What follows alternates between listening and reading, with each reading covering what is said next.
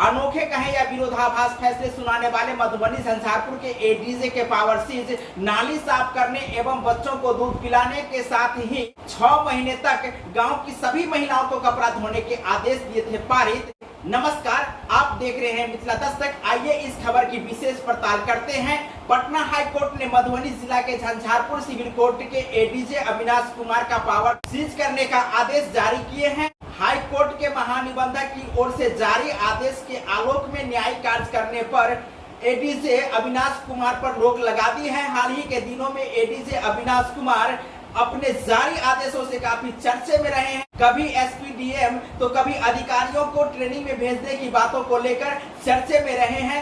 हाल ही में उन्होंने कपड़ा धोने एवं नाली साफ करने तथा बच्चों को आधा लीटर दूध पिलाने सहित अन्य कई ऐसे फैसले दिए हैं, जिसको लेकर के पटना प्रशासन ने उनके न्यायिक कार्य करने के अधिकारों पर अंकुश लगा दिए हैं। एडीजे प्रथम अविनाश कुमार के कुछ ऐसे चर्चित फैसले रहे हैं, जिसके संदर्भ में आइए हम विशेष चर्चा करते हैं। इस फैसले के बारे में आपकी क्या राय होगी, आप जरूर कमेंट करके बताते रहेंगे, क्योंकि एडीजे प्रथम अविनाश कुमार के कुछ ऐसे बहुचर्चित फैसले रहे हैं या विरोधाभास फैसले रहे हैं, जिसको लेकर के अक्सर चर्चा का विषय बना रहता है। आइए हम बारीकी से उनके फैसले के संदर्भ में हम आपको जानकारी देते हैं।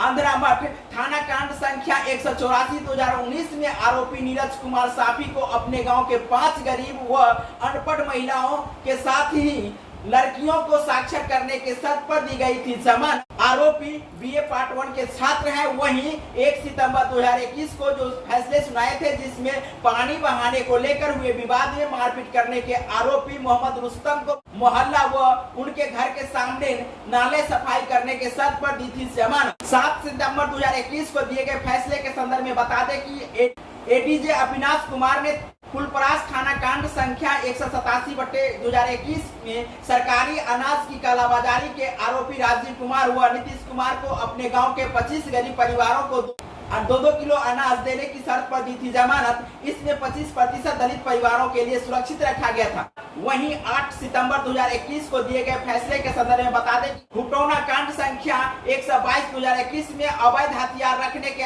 आरोपी राजमिस्त्री राम कुमार राम को अपने गांव के मंदिर में 1 महीने तक काम मुफ्त में करने के शर्त पर दी थी जमानत। वहीं 8 सितंबर को दूसरे फैसले सुनाए थे। झंझारपुर आरएसओपी कांड संख्या 32/2021 में मारपीट करने के आरोपी शिवजी मिश्रा एवं अशोक मिश्रा को गांव के 5 दलित परिवार के कुपोषित बच्चों को प्रतिदिन आधा लीटर दूध 6 महीने तक देने के शर्त पर दी थी जमानत। दोनों आरोपी दूध के व्यापार से जुड़े हुए थे। 10 सितंबर 2021 को दिए फैसले के संदर्भ में बता दें कि चाकू से हमला करने वाले आरोपी मछली व्यवसायी मोहम्मद सज्जाद को घर में एक कुत्ता पालने एवं गलियों में घूमने वाले 5 कुत्तों को 45 दिनों तक भोजन उपलब्ध कराने के शर्त पर दी गई थी जमानत। इस प्रकार के अनोखे या कहे विरोधाभास फैसले एडीजे अविनाश कुमार अक्सर देते रहे हैं। आइए विशेष और चर्चा करते हैं उनके फैसले के संदर्भ में, जो उन्होंने हाल के दिनों में दिए। सबसे ताजा तरीन जो फैसले अभी सुनाए हैं, जिसको लेकर के काफी चर्चाएं हो रही हैं, साथ में इस फैसले को लेकर के कई प्रकार के विरोध भी उत्पन्न हो रहे हैं। 16 सितंबर को जो फैसले सुनाए थे, जिसको लेकर के काफी चर्चाएं हैं और ये चर्चा विरोधाभास भी उत्पन्न कर रही है। 16 सितंबर को दिए गए फैसले के संदर्भ में आपको बता दें, लोकहा थाना कांड संख्या 130/2021 में घर में घुसकर महिला के साथ दुष्कर्म करने के प्रयास के आरोपी ललन कुमार साफी को गांव के सभी महिलाओं को 6 महीने तक मुफ्त में कपड़ा धोने एवं आयरन करने की शर्त पर दी गई थी जमानत। वहीं आपको बता दें कि ललन कुमार साफी कपड़ा साफ कर जीवन यापन करते थे।